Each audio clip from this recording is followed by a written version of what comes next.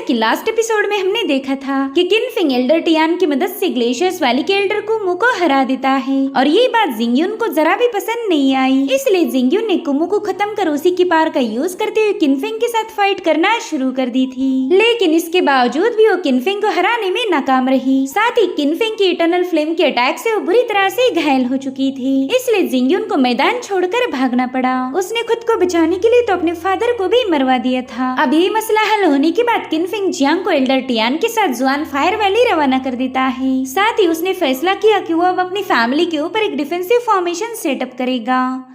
अब आगे तो इस एपिसोड की शुरुआत में हम देख पाते हैं कि किनफिंग ने कुछ मटेरियल की लिस्ट बनाते हुए जियो की तरफ पास कर दी। उससे कहता है कि अगर तुमने इन सारे मटेरियल को अरेंज किया तो फिर ऊपर लिखा हुआ एलिक्सर का फॉर्मूला तुम्हारा हो जाएगा। इस एलिक्सर को सेल करके तुम बिजनेस में काफी अच्छा खासा प्रॉफिट बना सकती हो। वहीं पर जियो देखते है कि किनफिंग ने तो उसे गुइयान एलिक्सर का फॉर्मूला दे दिया है, जो कि एक रेयरेस्ट एलिक्सर माना जाता था। उससे कहती है कि ये तो एक कमाल का एलिक्सर है और तुमने इसे मुझे ऐसे ही दे दिया। जिस पर किनफिंग कह रहा था बस तुम उस लिस्ट में लिखे हुए सारे मटेरियल्स को अरेंज करो और फिर हमारा हिसाब चुकता हो जाएगा। जिस पर जियो भी एग्री हो गई, मगर वो किनफिंग को बता रही थी कि यहाँ पर एक मसला है। दरअसल इनमें से कोई भी मटेरियल हमें टियानशु सिटी में नहीं मिलेगा। जो सुनकर किनफिंग थोड़ा सा परेशान हो गया, मगर जियो कह रही थी कि तुम्हें फिक्र करने की जरूरत नहीं, क्योंकि ये सारा मटेरियल हमें काउंटी सिटी में मिल सकता है। क्यों ना हम दोनों मिलकर कल काउंटी के लिए रवाना हो जाए। जियो को पता था कि किनफिंग इसके लिए मना करेगा, लेकिन फॉर हर सरप्राइज किनफिंग इसके लिए राजी हो गया। अब अगले सीन में हम देखते हैं कि किनफिंग नहाने का जुगाड़ कर रहा है। इसकी हरकतों से ऐसा लगता है कि इसे नहाने का कुछ ज्यादा ही शौक है। अब वो अपने कोल्ड्रन में ढेर सारा मेरिडियन ओपनिंग वाला एलिक्सर पोर करते हुए उसके अंदर बैठ चुका था। इतना ही नहीं, उसने तो नहाने को और ज्यादा प्लीजेंट बनाने के लिए अपने बाथ टब में एक छोटा सा प्लास्टिक वाला डक भी छोड़ दिया। अब किनफिंग के उस टब में जाते ही उसकी बॉडी में कई सारे बदलाव होने लगे। उसकी मसल्स पहले से भी ज्यादा स्ट्रांग बन रही थी। साथ ही उसकी बॉडी भी पूरी तरह से ग्लो करने लगी और फिर उसकी बॉडी से एक बहुत ही स्ट्रांग स्पिरिचुअल एनर्जी रिलीज होती है, जिसकी थोड़ी देर बाद किनफिंग सीधा उस टब से नीचे कूद जाता है। वो इस एक ही अटेम्प्ट के अंदर मेरिडियन ओपनिंग की लेट स्टेज पर पहुंच चुका था।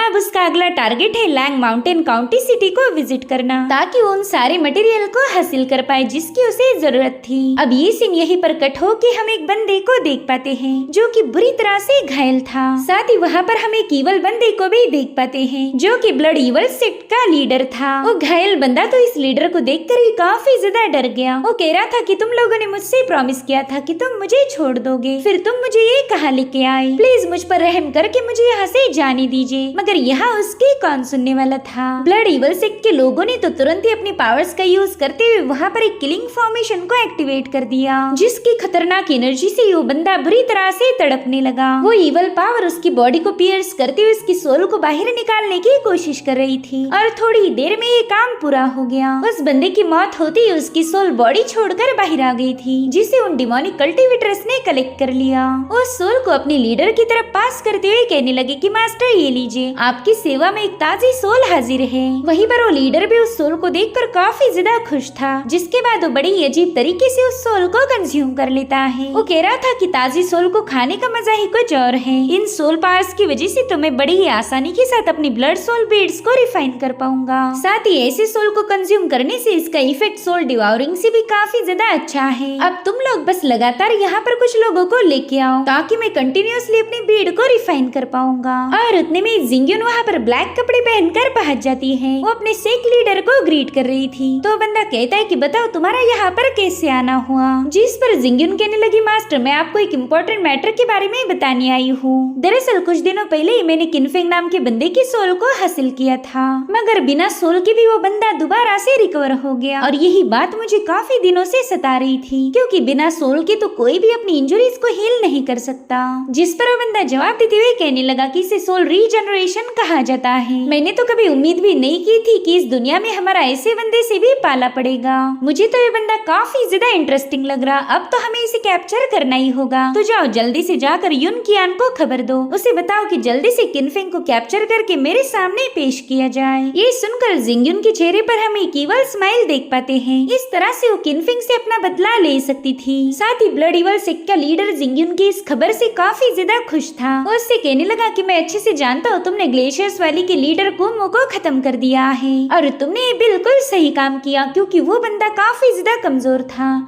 लेकिन अब ग्लेशियर्स वैली के लीडर की पोजीशन खाली है, तो उसे भरने के लिए मैं कुछ अरेंजमेंट करूंगा। अब तुम ही कुमो को रिप्लेस करोगी, तुम होगी ग्लेशियर्स वैली की नई लीडर। ये सुनते ही जिंगयुन तो हद से ज्यादा खुश हो गई और तुरंत ही अपने सेक लीडर का शुक्रिया अदा कर रही थी, जिस पर वो कहता है कि यहाँ पर तुम्हारा काम खत्म नहीं हुआ। तुम ग्लेशियर्स वैली की लीडर बनने के बाद वहाँ का सारा कंट्रोल तुम्हारे हाथ में आएगा, जिसके चलते हम टियानशु सिटी में मौजूद ब्लड फॉर्मेशन को बड़ी आसानी के साथ एक्टिवेट कर सकते हैं। एक बार वो फॉर्मेशन कम्प्लीट हो जाए फिर तो मेरे मास्टर भी अवेकन हो जाएंगे। मैं कई सालों से उनका इंतजार कर रहा हूँ। मास्टर, अब इंतजार की घड़ियां खत्म होने वाली है, कुछ दिनों बाद ही हम मिलकर शिकार करेंगे। वही दूसरी तरफ किनफिंग जियो के साथ मिलकर काउंटी सिटी की तरफ रवाना हो चुका था। जियो के सिपाही कहते हैं कि ये बंदा तो पूरा पागल है, देखो ना ये तो घोड़े पर बैठ के कल्टीवेट कर रहा। मुझे तो अब तक यही लगता था कि कल्टीवेशन क्वाइट प्लेस पर किया जा सकता है, लेकिन इस यंग मास्टर ने तो मेरी सोच ही बदल दी। वहीं पर जियो भी किनफिंग को अपनी कैरेज में इनवाइट कर रही थी। वो कहती है कि वो घोड़े पर सवार होकर कल्टीवेशन करना सही नहीं, क्यों ना तुम मेरे साथ ज्वाइन करो। मेरी कैरेज तो हॉर्स बैक से काफी ज्यादा स्टेबल है, इसलिए कैरेज में आने के बाद तुम्हें बहुत बढ़िया फील होगा। जिस पर किनफिंग कह रहा था, जियो आपकी कैरेज तो बहुत छोटी है, इसलिए मैं हॉर्स बैक पर बैठ के ही कल्टीवेट करना प्रेफर करूंगा। तो जियो से कहती है, अरे ये क्या बात कर रहे हो, छोटी जगह में तो और ज्यादा मजा आता है, हम दोनों काफी अच्छी तरीके से चिपक के बैठ सकते हैं। जिस पर किनफिंग कहता है कि मुझे डर है कि अगर हम दोनों ज्यादा ही चिपक गए तो कुछ गलत हो जाएगा, और फिलहाल मैं वो सब बिल्कुल भी नहीं करना चाहता। साथ ही वो दिल ही दिल में सोच रहा था कि ये बंदी तो फुल टू मुझ पर लाइन मार रही, इसने तो मुझे रिझाने के लिए न जाने कितने ही तरीके अपनाए होंगे, लेकिन ना बाबा बुलाती है मगर जाने का नहीं। अब ये लोग काफी देर तक जंगल में ट्रैवल करते रहे और तभी अचानक से किनफिंग को उस जगह पर एक बहुत ही पावरफुल ऑरा महसूस होती है। वहीं पर जियो ने भी अपनी कैरेज को रोकने का हुक्म दिया था। किनफिंग अपने घोड़े से उतरकर उन लोगों को बताने लगा कि यहाँ पर हमें एक पावरफुल ट्रेजर मिल सकता है, लेकिन जियो के सिपाही उसकी बात मानने के लिए तैयार नहीं थे। वो कहते, यंग मास्टर, हम इस रास्ते से न जाने कितने ही सालों से आते जाते रहे, मगर यहाँ पर हमें कभी कोई ट्रेजर नहीं मिला।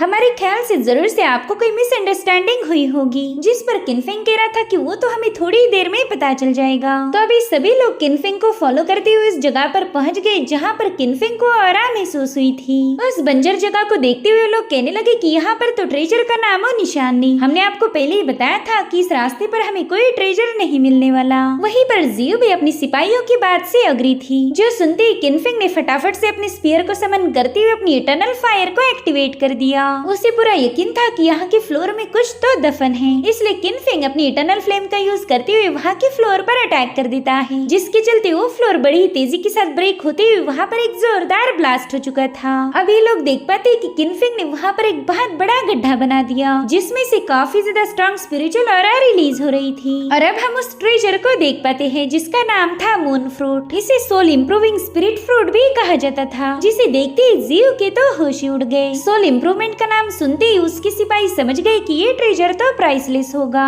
तभी किनफिंग कहता है कि इस फ्रूट का इफेक्ट ज्यादा देर तक एग्जिस्ट नहीं कर सकता, अगर इसका फायदा उठाना है तो इसे जल्द से जल्द यूज करना होगा। साथ ही जायंट फोर्स रेल्म के कल्टीवेटर के किसी काम का नहीं, इसे तो मेरे जैसे लो लेवल वाले कल्टीवेटर ही यूज कर सकते हैं। जिसके बाद किनफिंग ने उस ट्रेजर को तोड़ते हुए उसके फ्रूट को हासिल कर लिया था, जो देखते ही जियो तुरंत ही उसके पास मस्का मारने चली गई। वो कह रही थी मानना पड़ेगा किन फैमिली का यंग मास्टर काफी ज्यादा टैलेंटेड है, लेकिन जियो से ज्यादा मस्का मार पाई इससे पहले किनफिंग ने मून फ्रूट के रूट्स उसके हवाले कर दिए। वो कह रहा था कि ये ट्रेजर इतना भी स्पेशल नहीं कि आप मेरी तारीफें करने लगो, आप इसे 3 सालों तक अच्छे से रिफाइन करना, फिर ये हब आपको हर साल 3 फ्रूट ग्रो करके देगा। तभी जियो हैरान होकर कहने लगी कि ये तो एक स्पिरिचुअल ट्रेजर है और आपने बिना परवाह किए उसे मेरे हवाले कर दिया। तो किनफिंग भी उसे तेवर दिखाते हुए कहने लगा कि आप तो पर्सनली मेरे साथ आई हो, तो इस मून फ्रूट को एज अ पेमेंट समझकर रख लीजिए। तो जियो जल्दी से उस ट्रेजर को स्टोरेज बैग में रखते हुए कहने लगी कि आप पर एहसान करना काफी ज्यादा मुश्किल है, क्योंकि आप उसे तुरंत ही चुका देते हो। और उतने में वहाँ पर एक जोरदार ब्लास्ट हो जाता है, जिसे देखकर ये लोग काफी ज्यादा घबरा गए थे। वो कहते कि पता नहीं इतनी स्ट्रॉन्ग स्पिरिचुअल एनर्जी कहाँ से आ रही होगी, शायद यहाँ पर भी हमें एक और ट्रेजर मिल सकता है। मगर तभी किनफिंग उन्हें रोकते हुए कहने लगा कि स्पिरिचुअल एनर्जी किसी बंदे ने क्रिएट की है, इसे क्रॉस करना यानी कि किसी ट्रैप में फंस जाना। जिस पर वो लोग कहते कि यंग मास्टर हम जानते ये ऑरा किसी ट्रेजर से ही रिलीज हो रही होगी,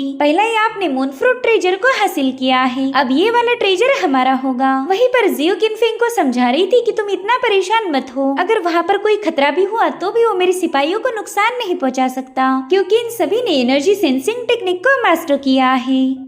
इसलिए अब किनफिंग भी उन लोगों के साथ उस लोकेशन पर पहुंच जाता है जहां पर स्पिरिचुअल एनर्जी का ब्लास्ट हुआ था। जियो के सिपाही देख पाते हैं कि उनके सामने एक बहुत बड़ा स्टोन था और उसी के नीचे से वो स्पिरिचुअल एनर्जी रिलीज हो रही थी। तो लोग तुरंत ही उस स्टोन की तरफ रवाना हो गए। इधर जियो भी काफी ज्यादा खुश थी कि उन्हें एक और ट्रेजर मिल गया, मगर किनफिंग ने तुरंत ही उस ऑरा को पहचान लिया। वो कह रहा था कि ये तो एक ब्लड इवल ऑरा है। इधर जियो का सिपाही जोर जोर से हंसते हुए अपने मास्टर को बता रहा था कि देख लिया ना, हम भी ट्रेजर को पहचान सकते हैं। मगर उतने में उस बंदे की पीठ पर किसी ने अटैक कर दिया। वेले अटैक करने वाला जियो का ही दूसरा सिपाही था और ये सब देखकर तो जियो के होश ही उड़ गए। वो लोग देख पाते हैं कि उसके सिपाहियों की आंखों से एक रेड एनर्जी रिलीज हो रही है। साथ ही उनका बर्ताव भी पूरी तरह से बदल गया था, मानो कोई उन्हें कंट्रोल कर रहा हो। और तभी उस बंदे ने जियो पर हमला करने के लिए अचानक से उस पर जंप लगा दी। हालांकि किनफिंग ने समय रहते जियो को साइड में हटा दिया। तब तक वो सारी सिपाही पूरी तरह से उस इवल ऑरा के कंट्रोल में जा चुके थे। इसलिए जियो और किनफिंग तुरंत ही अपने वेपन्स लेकर उनका मुकाबला करने के लिए तैयार हो गए। इन सिपाहियों ने चारों ओर से उन दोनों को घेर लिया था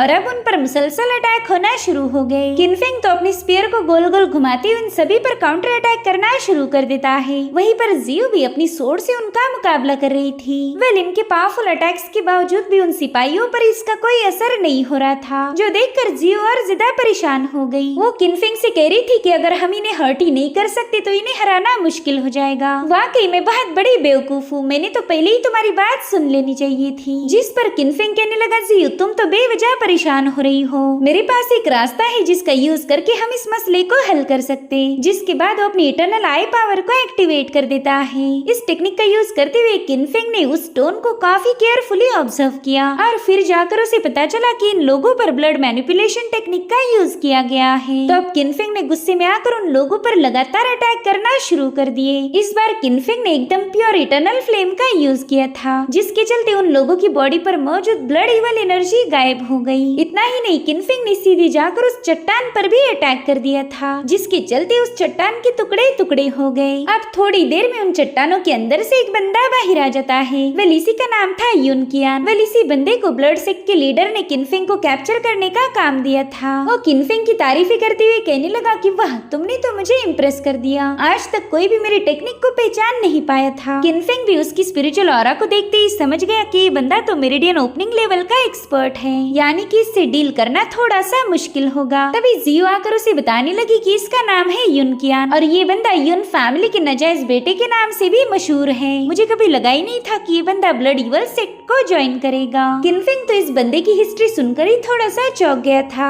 उतने में युन कियान जियो से कहता है, भाभी जी, मुझे लगा ही नहीं था कि आपसे मेरी यहाँ पर मुलाकात होगी। बस एक बार मैं इस किनफिंग से निपट लूं, फिर मैं आपको लेकर सीधा बड़े भाई के पास पहुंच जाऊंगा। यकीन मानो भैया तो आपको देखकर काफी ज्यादा खुश हो जाएंगे।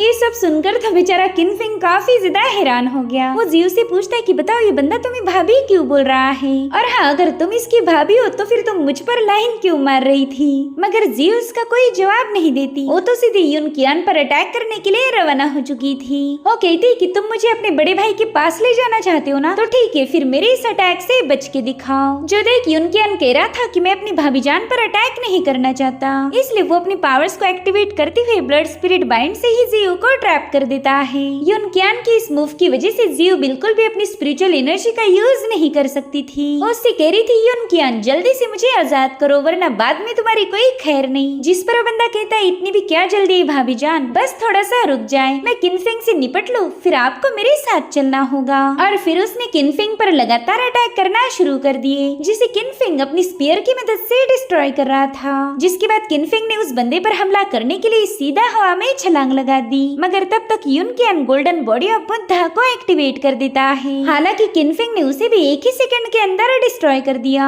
जिसके बाद इन दोनों में तगड़ी फाइट शुरू हो गई। किनफिंग युन कियान पर कई सारे अटैक कर रहा था, मगर कियान बड़ी आसानी के साथ उन्हें डॉज कर देता है। वो बंदा किनफिंग को तगड़ी टक्कर दे रहा था, जो देखते ही किनफिंग समझ गया कि इसका डिफेंस काफी ज्यादा स्ट्रांग है। हालांकि किनफिंग ने अपनी सारी पावर का यूज करते हुए उस बंदे को नीचे पुश कर दिया। वो कह रहा था कि हो तो तुम लेट मेरिडियन ओपनिंग स्टेज पर, लेकिन ताकत के मामले में तुम मेरे बराबर हो। ये बात तो माननी पड़ेगी कि तुम्हारे पास एक एक्स्ट्राऑर्डिनरी सोल पावर है। जिस पर किनफिंग कह रहा था कि अभी तक तुमने मेरी सोल पावर को विटनेस ही नहीं किया। चलो अब मैं तुम्हें एक ट्रू सोल पावर शो करता हूँ। और फिर किनफिंग ने अपनी स्पीयर को घुमाते हुए वहाँ पर अपनी सोल एनर्जी को रिलीज कर दिया, जिससे उस पूरी जगह पर बहुत ही स्ट्रॉन्ग स्पिरिचुअल ऑरा रिलीज होने लगी। और इसी के साथ एपिसोड यहीं पर एंड हो जाता है। Thank you so much for watching. Bye bye, take care.